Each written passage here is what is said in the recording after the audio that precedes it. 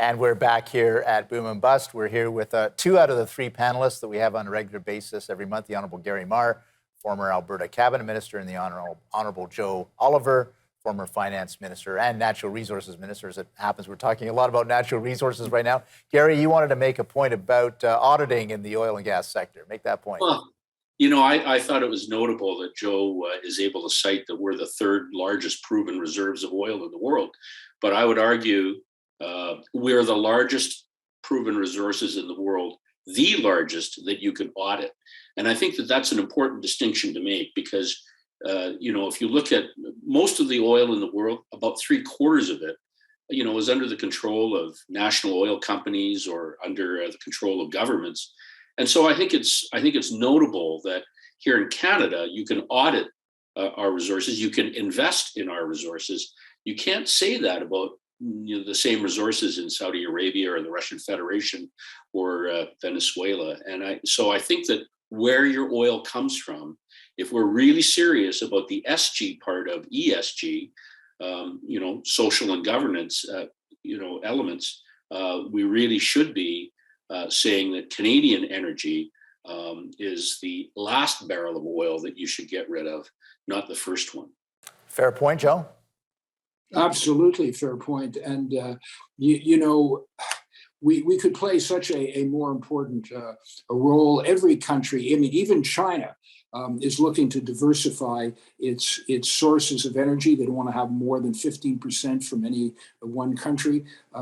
We're not going to become powerful compared to the United to China, but we could be less dependent, and the relationship could be less asymmetrical. And in the short term, of course, we could be playing an enormous role in helping out our European allies. But the tragic facts are, even though the Chancellor of Germany is going to come to Ottawa and ask for gas, and Trudeau may say, "Oh, we'll help out," the fact is, we simply can't deliver. And I think I had mentioned that I had conversations with senior Chinese officials, including actually the president himself, about the strategic complementarity between our two countries. We need to diversify our markets. They want to diversify their sources of supply, and the benefits to Canada would be enormous,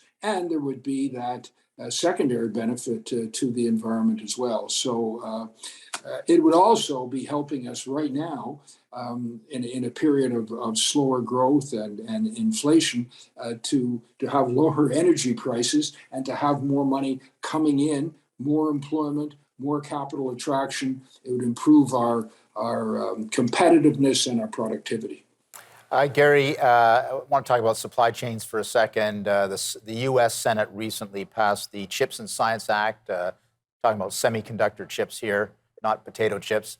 And they've allocated $52 billion to boost domestic production of semiconductors in the U.S.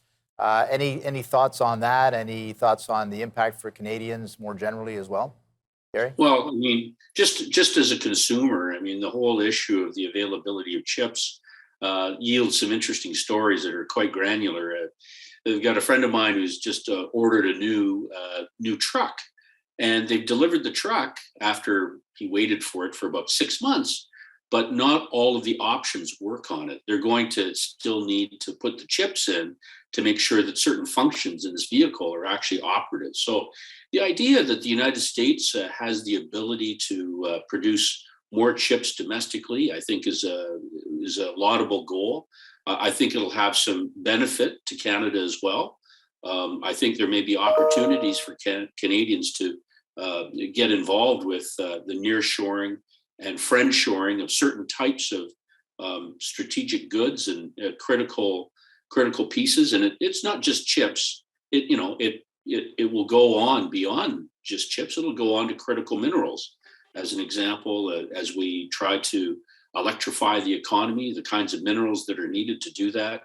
The United States and Canada will be working together on this. And it's clear in the recent America Competes Act that was passed by Congress, which talks about Canada, specifically mentioned, I think, on 38 38 occasions. It's very rare that a U.S. piece of legislation refers to another country by name on that number of occasions. And so the United States, I think, is probably taking a step in the right direction.